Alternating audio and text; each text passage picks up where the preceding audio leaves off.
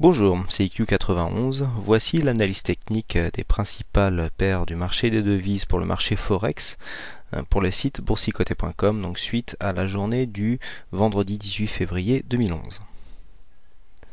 Donc la semaine dernière, puisque j'étais absent une semaine, nous avons assisté à une remontée ici, à une première ici tentative de cassure de la tendance baissière dans laquelle nous sommes inscrits depuis maintenant quelques jours, une tentative avortée suivie d'une tentative de cassure qui cette fois-ci a réussi, puisque nous avons franchi un dynamique et clôturé au-dessus de cette zone. Donc si nous écartons un peu sur l'euro-dollar, nous sommes sur la paire euro-dollar, nous avons ici une sortie de tendance haussière avec une zone de consolidation. Nous avons à peine dépassé les 38,2.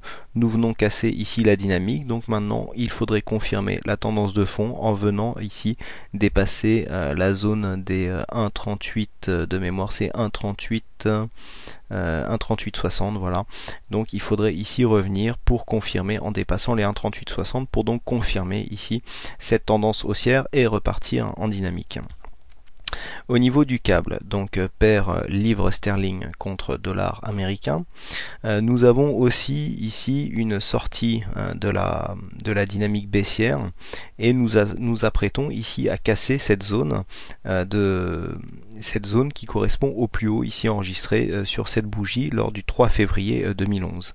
Alors on voit bien ici une belle dynamique haussière, on va se rapprocher un petit peu, voilà, une belle dynamique haussière avec une consolidation. On est venu ici en support sur les 61,8 et on repart en tendance. Donc alors attention, une cassure de cette zone pourrait nous donner un signal, à savoir que si nous traçons un Fibonacci en prenant attention sur les extensions, eh bien l'extension nous donnerait en cas voilà. L'extension nous donnerait en cas de cassure donc des 1,6278, eh bien on pourra avoir un objectif à 1,6473. Donc si on cassait ici les 1,6278 par rapport au retracement donc que nous avons suite à la tendance haussière, et bien ici retracement 61,8, on vient tracer un Fibo sur le retracement et on a un objectif ici qui se situe à 1,6473. Donc si on casse ici cette zone pour confirmer le début de tendance haussière, on pourrait aller chercher cet objectif.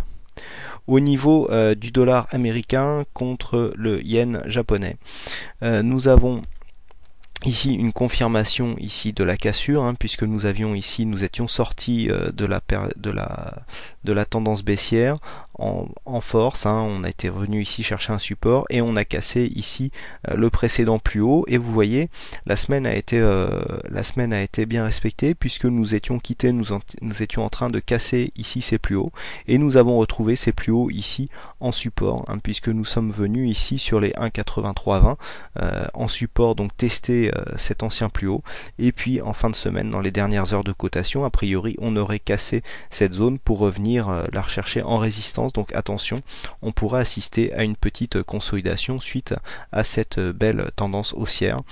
Si on trace un Fibonacci sur cette tendance, on peut s'apercevoir ici que le 23,6 a été attaqué. De plus, il correspondait quasiment au support que je viens de vous indiquer. Donc ici, on a un signal de consolidation qui pourrait nous emmener dans un premier temps sur les 82,88 et pourquoi pas descendre plus bas vers les 82,50 qui correspondent aux 50% de redressement.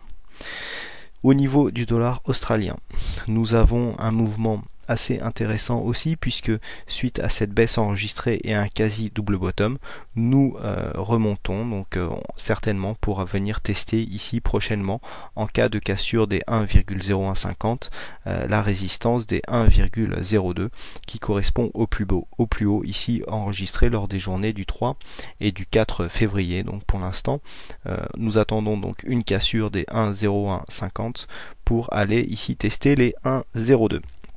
On termine maintenant par l'euro-yen.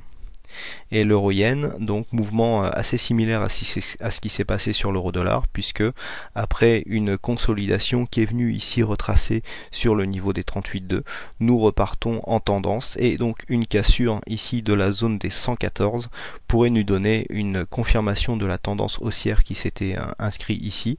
Et donc si nous appliquons la même stratégie, à savoir si on trace un Fibonacci ici sur le retracement, eh bien nous pouvons avoir un objectif qui se situe aux alentours des 116.